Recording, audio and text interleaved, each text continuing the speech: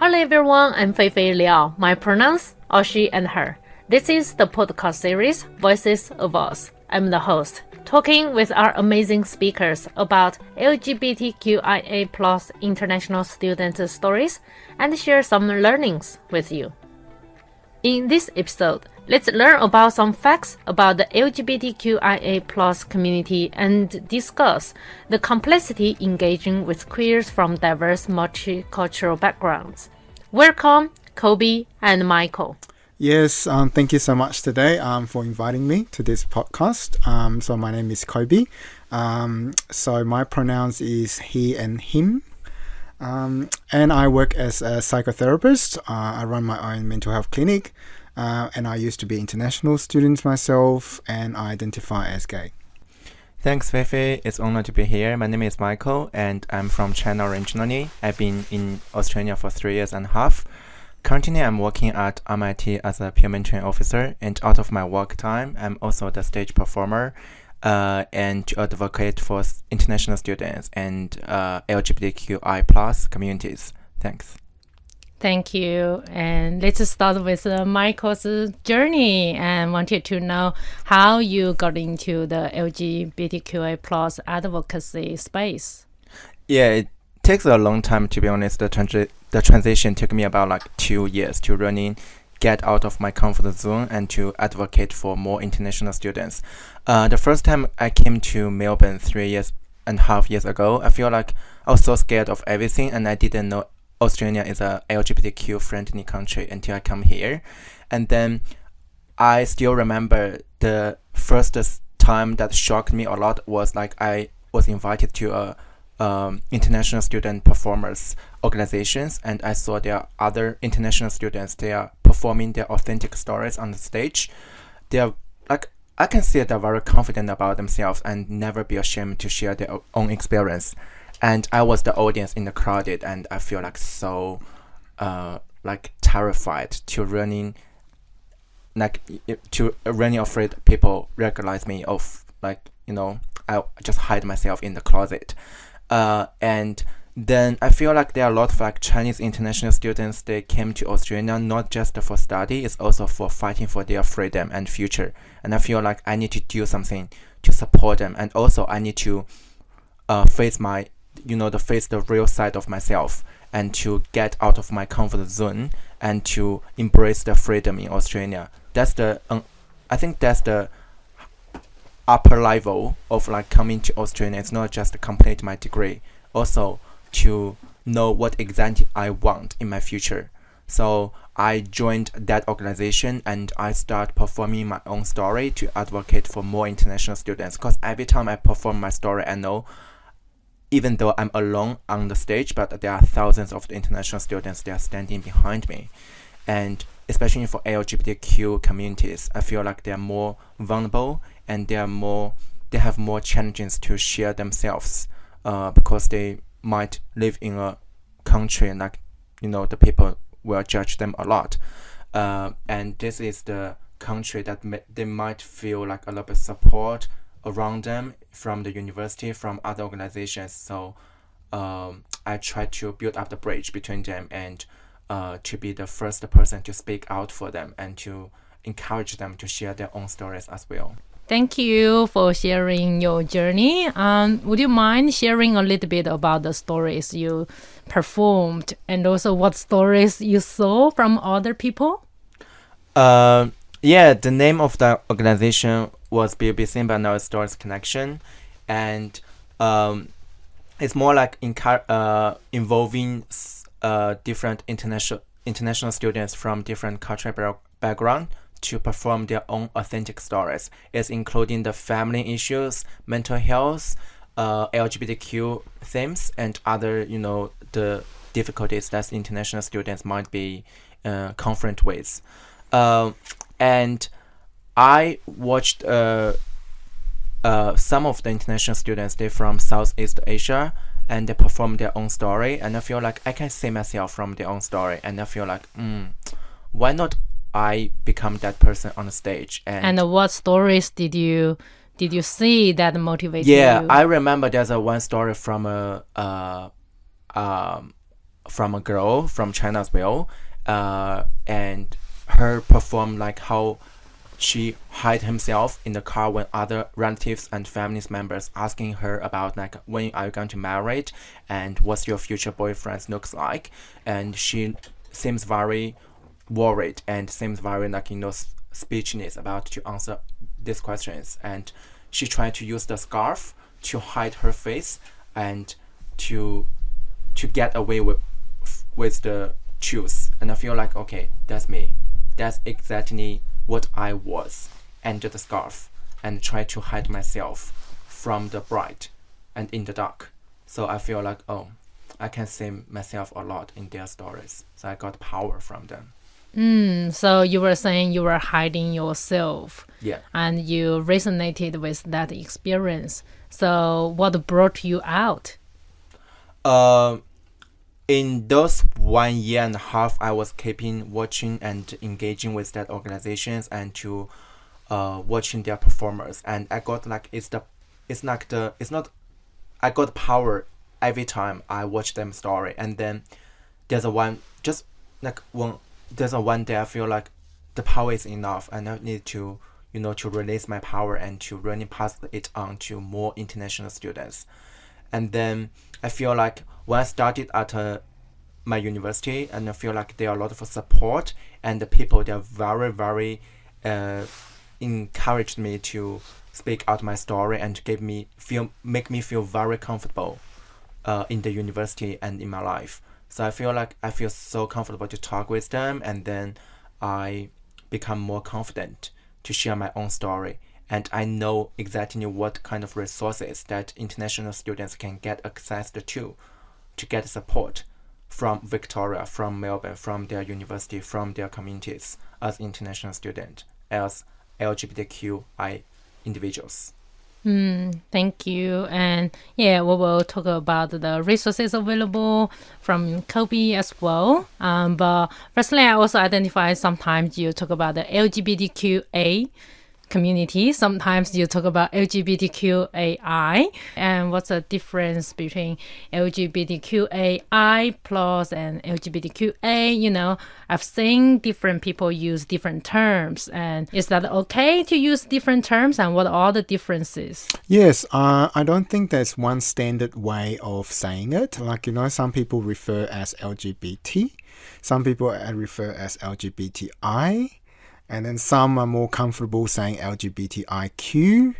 And then there are the newer generations nowadays, I think generally they refer as LGBTIQA+, because that sounds more inclusive of the different sexual orientations that we have in the community.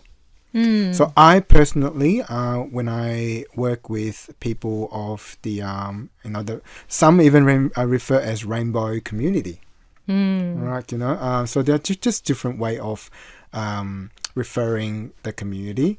I personally prefer LGBTIQA+, because that to me is the most inclusive terms that I found. And what does that stand for? L for lesbian, G for gay, B for bisexual, T for transgender, I for intersex, Q for queer or questioning, A for asexual, and then plus that includes pansexual, metrosexual, and other types of the sexual orientations that we have in the community. Thank you for explaining that. And yeah, in that we also identify a term called queer, and some people refer themselves into the queer community. Yeah. Is there a difference? Yeah, so generally I think it's interchangeable. Like some people refer themselves as queer. It really comes down to individual preferences. I would say there's no standard way of addressing that, or the way which name you want to use or which term. But I do want to say though, like when using the word queer, it's just we all have to be mindful that the word queer has a negative connotation towards on the words. Like so, to the older generations, they do not like the word queer. Why is that? Because the word queer actually, it reminds them a lot of the oppression that they've gone through in the past. The word queer in the past is just like nowadays people, if they call you a faggot. Right? The word faggot in this day and age is still not very acceptable, in describing the community. So, but the word queer has evolved. Right? The newer generations nowadays, they are very comfortable with the word queer, but not to the older generations. I see. Yeah. So I would say that, if you talk to your peers, that like who's around your age and, who's relatively the younger generations, then if you use the word queer, that's, as far as I understand, that's perfectly fine. But if you do talk to like older communities who identify themselves as LGBTIQA+, then you might have to be a bit more mindful in that. When you mention about older, and how do you define older generation? That's also very subjective. I would generally say that, anyone who has been through oppression in the past, as in when it comes to their sexual orientations, how I think 20 or 30, about 20 years ago, gays still not, it's still considered as sickness.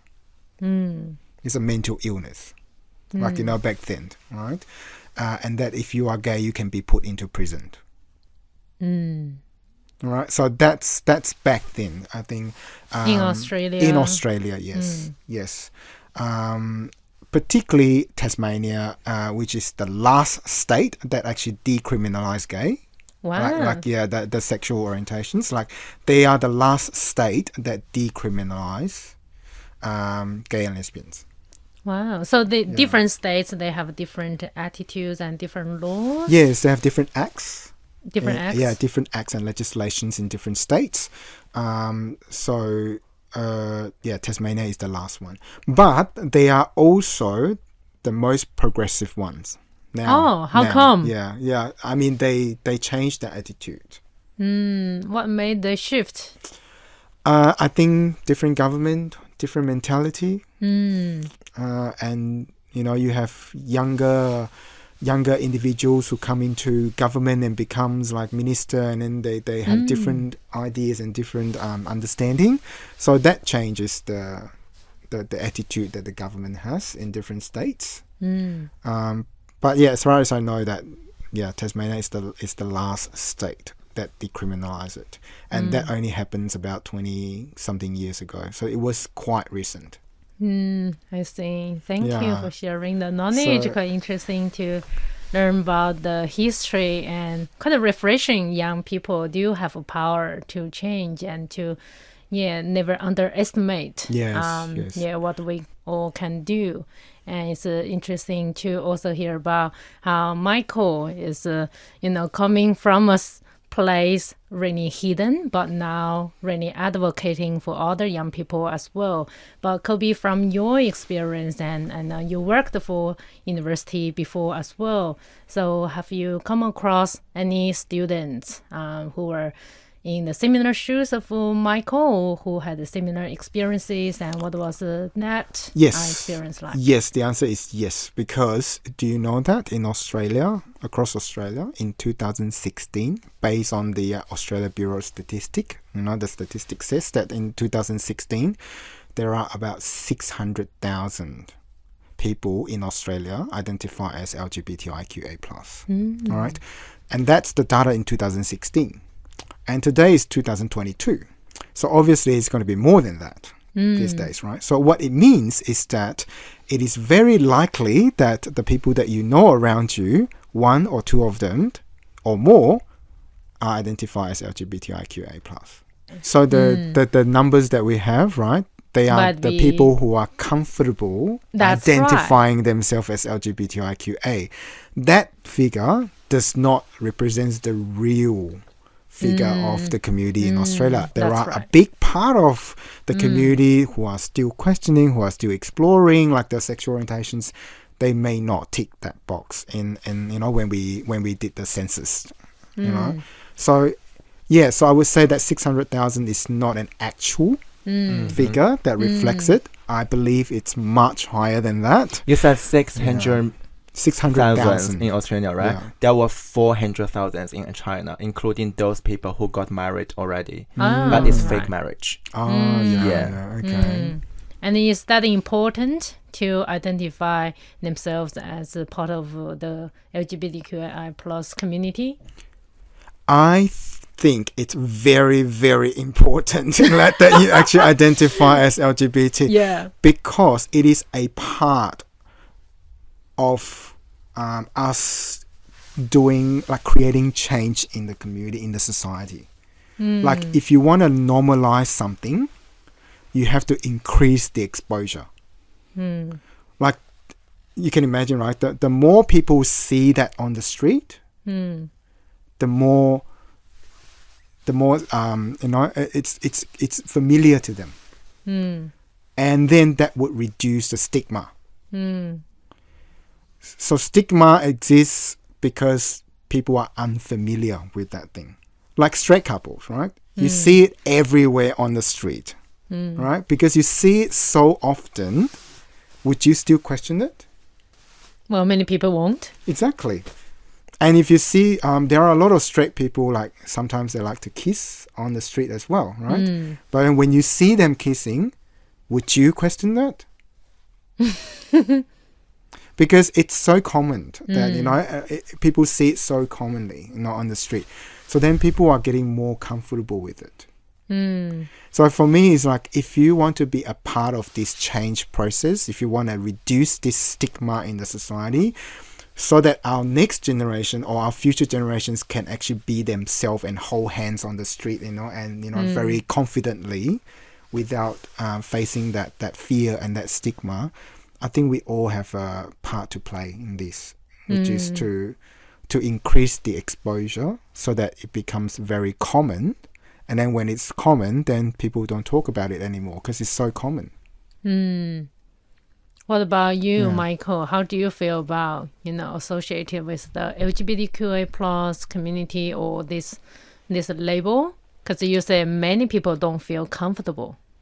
I mean, I'm passionately agree with what Coby said, because I feel like, we need a big amount of the LGBTQ individuals to stand out and to let the world know is a big group, and we are advocating for each of us.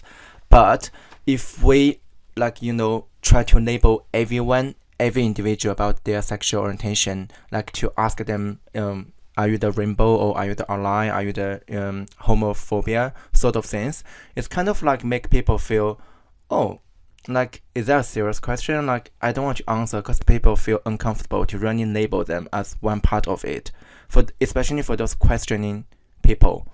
And what we can do as LGBTQA plus communities, individuals, and we can show what we have to the world and to encourage more people to involve with us, but we are not pushing them to really be involved in our community, because it can give them the pressures of to really engage with this community. But what was your experience like engaging with people who are exploring or who already label themselves as a part of the LGBTQIA plus community? When I was in the closet, I really hate people ask me, are you gay, or are you... Did people ask that? They ask these questions. I feel so offended, because before this person is so rude to ask this question. It's more to other people as well. If you ask them, are you one part of this community, it's kind of get into their bottom line or uncomfortable zone. To be honest, I didn't ask this question to many of the people until they really feel comfortable to share with me, because I feel like this is a very private questions, and I personally don't want to, running, because some of them, they are straight, but might be gay or lesbian sometimes, who knows. They might be exploring, but they didn't know they're in that process. So we don't have to push them or ask these questions to them, because to be honest, is none of my business. But this is also what I want to say, is that ultimately what we want to achieve in this world is that you get to the point you don't even have to ask this question anymore. Just like straight people, when you look at straight, do you have to ask them, are you straight? No. Right? Exactly, because it's so common, like, you know, it's accepted in the world that you don't even have to ask this question anymore. So that's what we want to get to, is to a point where who cares whether you are gay or lesbian or straight or whatever, like there's no point of asking that question. That's what we want to get to.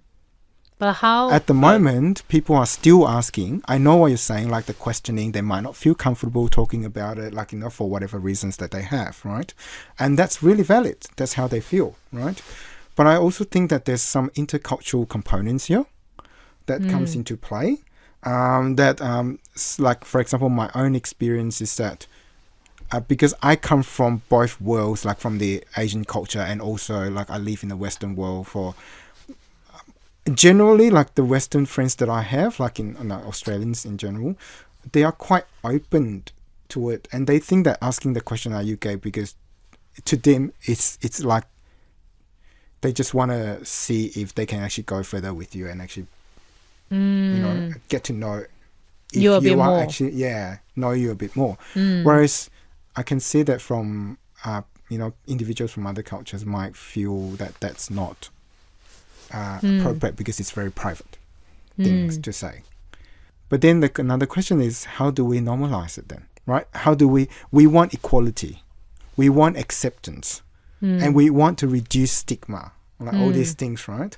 So that we want our future generations to be more comfortable being themselves without the fear of, is someone going to be going to judge me because of my sexual orientation? But if we, again, on the other side, is if we don't increase the exposure, if we don't actually make it, like, normalize it and, you know, get a lot of things, then how do we achieve equality? And how do we achieve these reduced stigma? So Michael, like for you, how do you advocate? From a personal experience, like if we want to explode about like the importance of the sexual orientations sort of things, you have to stand in the middle of the exposure. So you have to involve yourself to really stand out and to speak. As I said, I always perform my own story and to share my own story to the peers. I think peer-to-peer support is very important for most young generations, because especially for international students, they might feel like, oh, there's I can make appointment with the counseling, I can make appointment with the social support worker, but they might from different cultural background, and they might, like, you know, was born in a very open-minded country and they couldn't feel what I felt.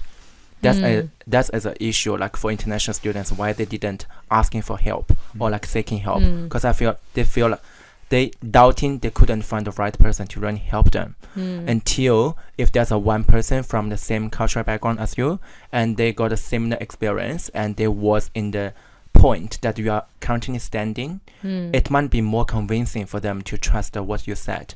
And you don't have to be an educator or teacher to tell them what exactly to do, because it really depends on personal situation. But if you can share your own story, I think they are very intelligent. They can get inspirations by themselves and they can get support, like exactly what they need. And just let them know they are very safe and welcome in this country. And if they need help, there are a lot of like helps around them. Just go for that. So this is the environments and signal that we need to pass on to them. Students are just trying to make friends with you. And if they ask, oh, Michael, are you gay? You feel offended.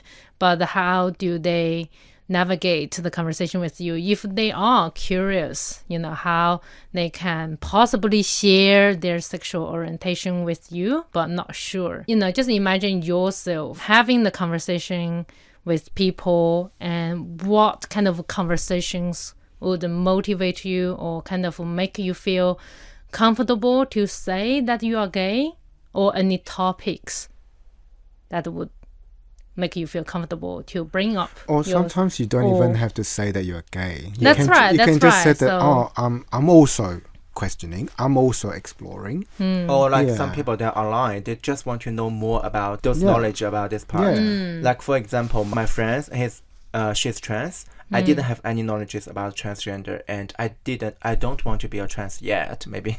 And I just ask about questions, but it doesn't mean I'm trans, or like I'm belonging to transgender community. So to be honest, like the people doesn't really have to say I'm gay or I'm lesbian. I'm one part of the community. But if they are seeking any knowledges and like information about that, I would love to share with them. And if I can add to what Michael said of as well, course. is that I think sometimes it can be quite empowering as well for people. Like, for example, if I have good relationship with Michael, let's say, all right, and if I know that I myself, deep down in me, I'm questioning my sexual orientation, and because I don't want to tell everyone, right, and I know that I can trust Michael, but I also don't know whether Michael is questioning or gay or That's whatever, right? That's right. Then, but because I know that I can trust Michael, and then I might go to Michael and say, "Are you gay?" Like, you know, because from my perspective is that maybe I just want to find people who share the similar journey as me, who are also questioning, like, or That's who's right. also gay, trying to get some support, because they don't feel comfortable seeking support outside of like going to external agency and whatnot. They can only go to people that they can confide with or someone that they trust, and they ask that question. So I think sometimes people who come and ask that question might not be because they try to gossip or try to do whatever That's right. things, right? They come to you and ask that question. Maybe they themselves are also questioning, and then they just want to get that support. That's right. But we just don't know what the intention behind it. Like, you know, Yeah, that's what, we're trying to explore as well, because a lot of people, when they are exploring and they want to find someone like Michael, but they don't feel comfortable to even ask the question, because they might think, oh, I'm still exploring, but I don't want to be exposed, or make other people think, oh, are you gay, or are you lesbian? That's why they don't know how to approach it, and to encourage people to look for support.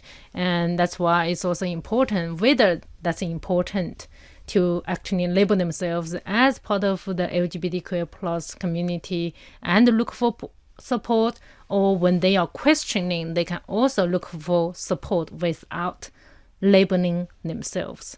And for example, for your counseling sessions, right, if you whether you've come across students who are questioning themselves, and is that important to disclose their sexuality for you to be able to make a progress in the sessions? generally in the people that I work with, because I'm very open. I'm openly gay, so I put it on my profile and website, whatever. So people, when they book like appointment with me, they already know that I'm out there, right? So they know that when they come into session, they can just be themselves and they can talk about anything, even though they are questioned. Like Michael said, this is really important, that when you talk to someone who's in the community, like, you know, because you feel more comfortable and safer to talk to someone who actually have similar journey as you, not the same journey, but similar journey that can resonate with what you're going through, rather than talking to someone who hasn't been through that journey. So just before we finish, I just want to encourage like the listeners of this podcast again, please, if you do need any help, if you do any support, please reach out. Okay, don't keep it within yourself and then, you know, hoping that things will just disappear. But no, if you have any concern, go and talk to someone. Okay, whether it's professional or your friend, go and talk to your friend or professional, or even if you're comfortable, go and talk to your family. But if you need to, like, always seek professional help from a counselor, because they will be able to assist you further, and they will be able to provide you with a safe place to talk about things. Thank you, Coby and Michael. That's all for today. Thank you. Thank you. Thank you for listening to Voices of Us podcast series produced by Co-Inventors. If you feel it's worth sharing, we'd love to share it with your family, friends, and the world. You can find all the episodes on Co-Inventors' Facebook, Instagram, YouTube, and City of Melbourne Library's SoundCloud. Give us a follow and like. We also really appreciate the great support from Yakvik Hate Grant, City of Melbourne Libraries, AGMC, and RMIT Translation and Interpretation Discipline.